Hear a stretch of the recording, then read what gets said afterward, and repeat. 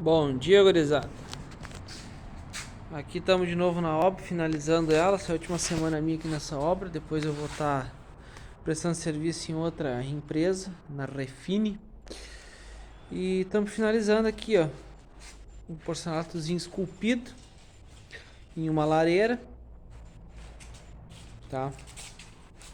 Tô finalizando ela agora, tô passando a massa nos 45 graus, tá?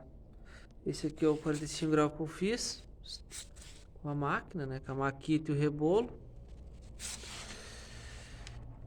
E aqui é um 45 graus já com a massa plástica. Deixa eu ver como é que a massa plástica ajuda a gente no dia a dia, né? Que fica... O serviço fica quase perfeito.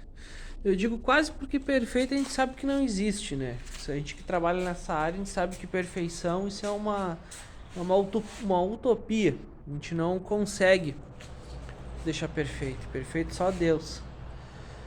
E eu acho que é isso, gurizada. Então, queria estar mostrando pra vocês. Aqui esse ladinho aqui também, ó. Feito em 45 graus. Aqui em cima eu fiz o acabamentozinho de topo. A princípio a dona e a arquiteta gostaram. E tá aí a nossa lareirinha. A lareirinha da dona, né, da casa, né? Que eu só tô fazendo. E vai ficar bonito.